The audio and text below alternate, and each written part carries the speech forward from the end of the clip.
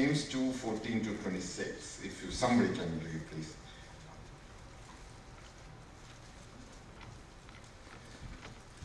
What good is it, my brothers and sisters, if someone claims to have faith but has no deeds?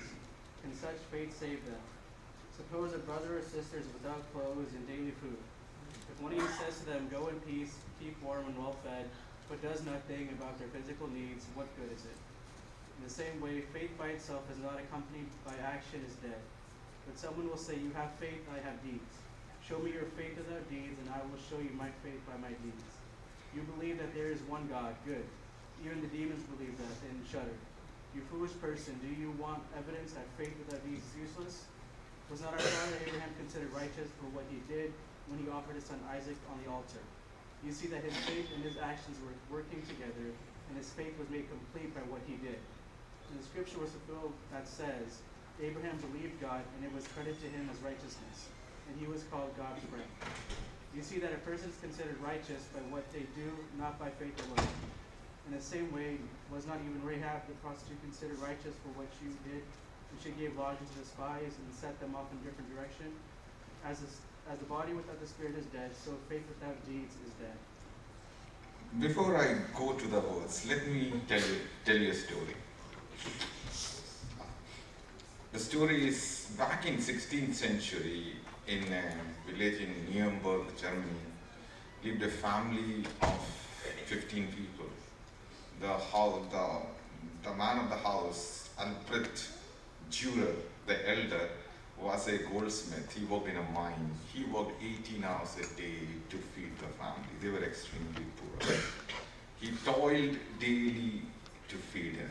The kids, the kids grew, but they had great desires in the future in their life. So they have two older sons named Albert the Younger and Albert had a dream. They wanted to become painters. So they wanted to pursue their goal, but the father cannot afford it.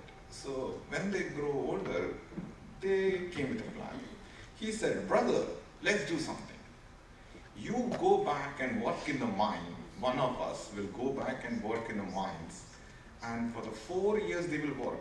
The money they make, they will fund the other brother for the academy. And after 4 years you are done with the studies, you come back. Either you can, with your work, you can pay me for your academy. I go back, or you go work back in mines for me and I will go and study." So they said, "How will we decide? Let's go on a coin toss." So they did a coin toss. Albert the Younger won the toss, and Albrecht won the toss. Albert lost it.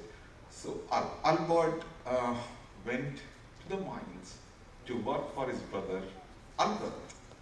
When the younger brother, the Albert, went to the academy, he was very good at what he was doing. He was better than the professors, okay? And he was good in painting, arts, everything. He was really good in his field. And after 4 years, he was done with his studies. He made a lot of money. He had a lot of jobs, so he got good jobs for his painting, so he made a lot of money. So when he came back, the whole family rejoiced. They had a big celebration. They were singing and all. They were all sitting in this big table. They had a big dinner banquet organized. And in the end, the Albert, the Younger, said, "Let's give a toast." He says that, because of my brother, I was able to go. Because of his thing, I was able to. I really want to thank my brother. Now it's my turn Now it's my turn to pay for his studies. I will take care of him. So all heads turned towards the other brother.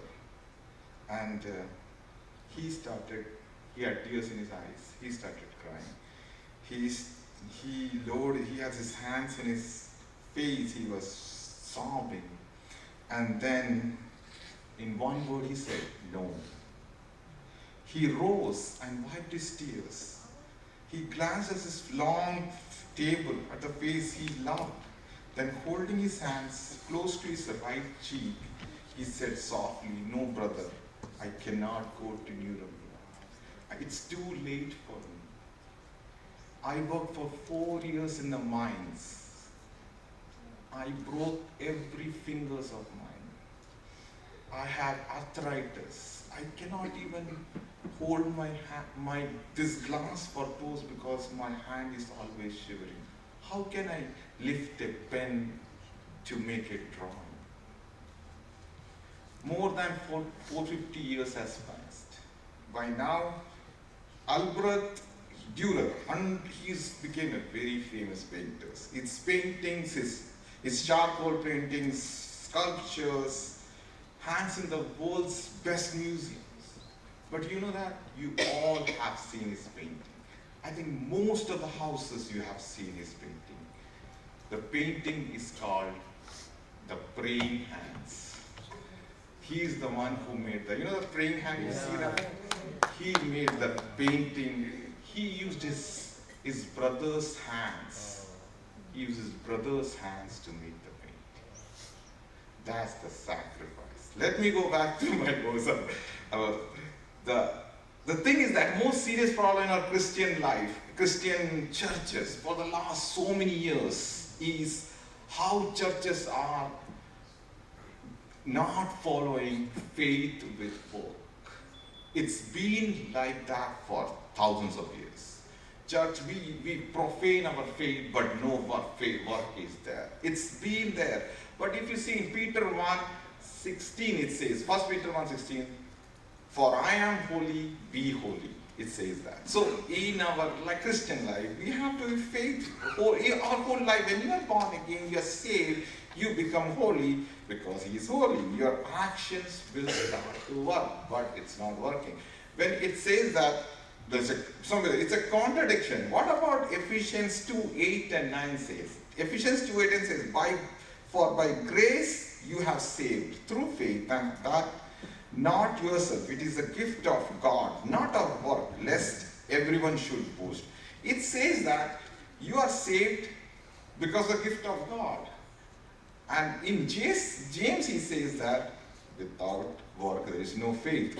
The reason James is saying that, the Ephesians talks about a new believer. You are saved by the gift. You don't need to do anything. But for us, it's different. After you get the salvation, now your job has started. You are not a new one. You are a professional now. You should start working on it. That's the thing. It's not a contradiction. It's just that when Paul was talking about Ephesians, was a new church. But now, because you have received the salvation, to get a genuine relationship with God, then work should reflect your faith. I always like to use science in my messages. So when you look at the definition of work in science, anybody knows the definition of work in science? Oh, Naveen is not here. I would have taught him. He would have raised his hands last time. So, yeah. Definition of work in science, it says that work is the amount of force used to move in a particular distance. So that its unit is in joules. The force used. So if you know that joules is 1 calorie is 4.184 joules. Why I'm talking about calories now. Okay, so because lot of people nowadays have this, that pedometer. We look at how much calories we are burning and all that. This is the thing, and the thing is that this is how how it's calculated is how much you walk in a day or how much you run in a day. That means how much the work, the joules you are using, that is converted into calories, and that's how they know that how much you are burning your fat and how much calories you are burning. Because they say the definition of calories is how much it's a 1 gram, the amount of energy to change 1 gram of water to 1 degree centigrade is 1 calorie. So I'm just giving you scientific. So the thing is that, why I'm coming with the analogy is that in a human body, if you start eating a lot, you will gain weight.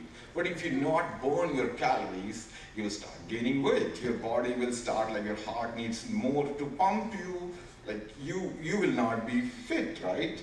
So it's kind of like our faith also is like that. If you don't work out, your faith becomes redundant. You will be just like a man who knows a lot of words but cannot do any actions. The thing is that the truth of the matter is that we are capable of saying many things. Words are cheap, right? We can say whatever we want.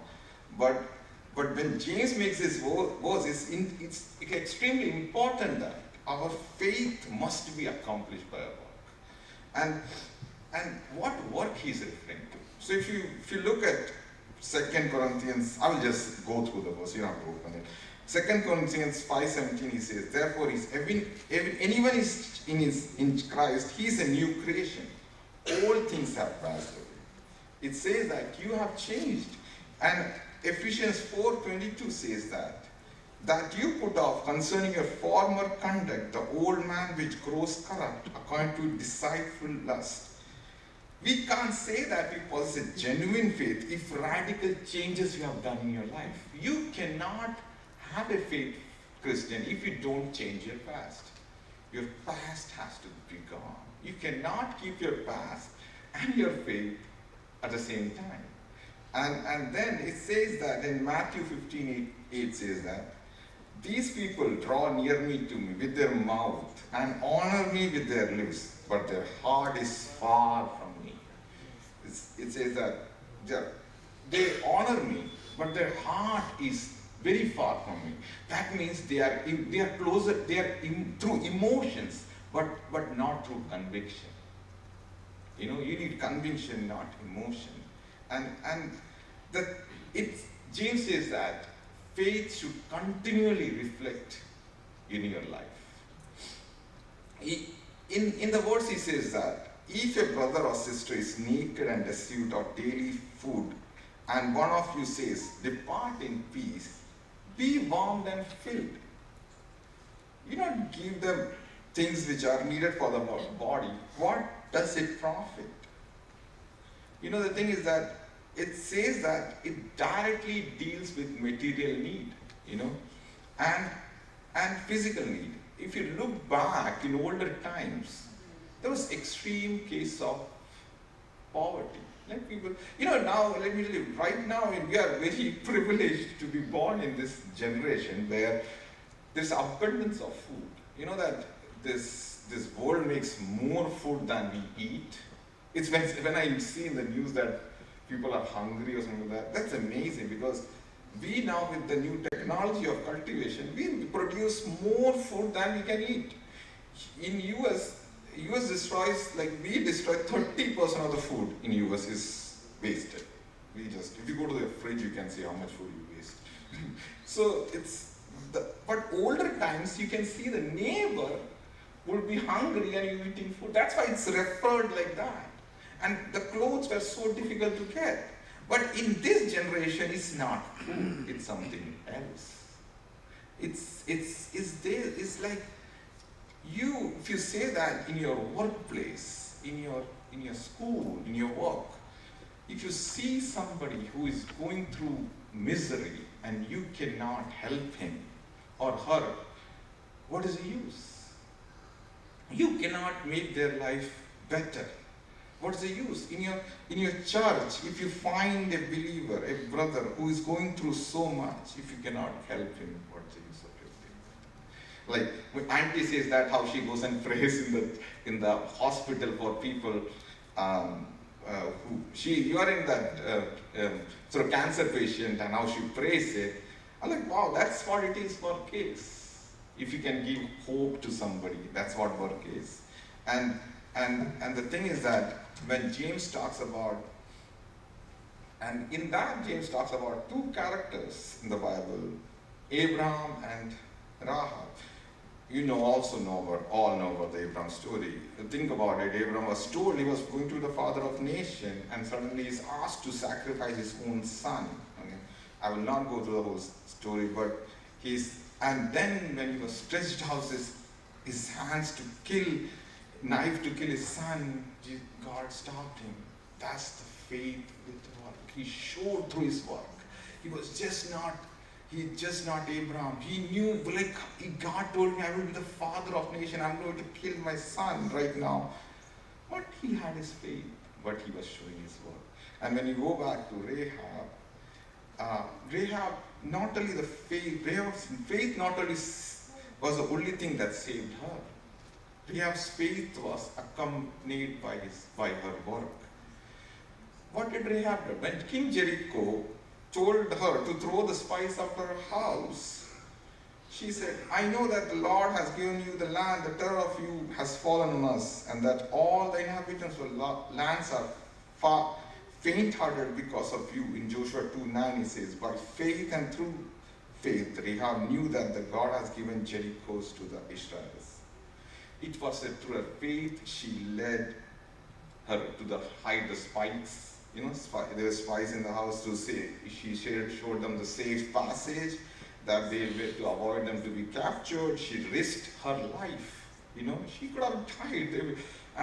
And this is, and in that it says, then in Joshua 2:15 and 16 it says that then she led them down by the rope through the window, for her house was in the city, on the city wall. She dwelt on the wall, and she said, go to the mountain, lest the pursuer meet you. Hide there 3 days until the pursuer return, afterward you may go your way.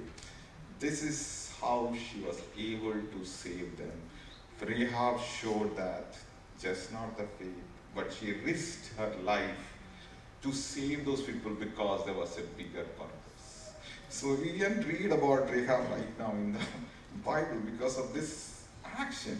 Most irony is that when you think about it, that southern part of India, US is called the Bible Belt. But if you look at their actions in the past century, amazingly you will think that how these people are believers and did so much wrong. That's how, because they had so much faith and all they knew, but their actions were not good at all. Like, I always remember Rick Warren's story. It's a funny story. He says that an Afro-American person went to a white church, and he was, when the pastor said, he told the pastor, can I be a member of your church? He says, no, you cannot be. And you should pray to God. He will give you guidance. So the man left. After a while, the pastor saw him in some market. He said, did God give you guidance, or did you feel bad like that day? He said, yeah, God told me that. Even I cannot enter their church for so long. So this is how it is. God will not come to this place where there is no faith. Yeah. And when you think about it, and the most amazing story, I think myself, I reflect in that. If you look at the Samaritan woman, okay, she was not a character woman. And then when Jesus met her, he drank water from her. Okay? I don't think anybody of us would have done that. It's that he never cared who the woman was. He never judged her by what she was. You know that? And that's how it is. I was always like, Jesus showed us that. He never looked at anybody who is. He just was open. That's how, it's not like we are saying that, I'm not saying that you can great deeds in your life, but you have no faith. No, Gandhi cannot go to heaven. Seriously. You need to have faith. And like it says that in Matthew 5:16 says that, let your light so shine before men that they may see your good works and glorify your Father in heaven. It says specifically that your work, in your community, in your work, in your workplace, everywhere, your behavior should show that you are the man of God. They will know and recognize you. This is the man. He is the man who works with me. He is a faithful man.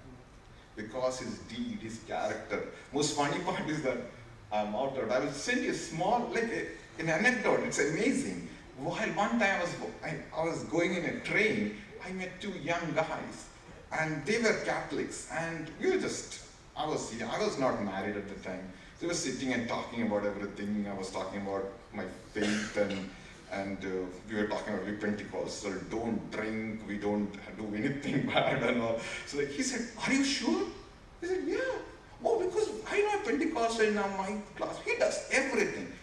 And so I said, and the most coincidence of coincidence was that the person they were talking about, he was my relative.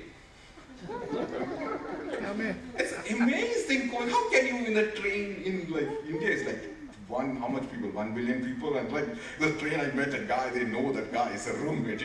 This is how it is. You know that you cannot, your life should show that. Your colleague should tell you how you are, you know that? And God, and that's the thing. And so, in the conclusion, I will say that, let's not forget, for the body without the spirit is dead, so faith without work is dead. This is that you cannot be saved just by work. You need faith. In the conclusion, I will read a quote of Woodrum. It says that, "Faith is the power that prompts us to go and give to the hungry bread. Faith means much more than a doctrine or two, for faith without work is dead." Thank you for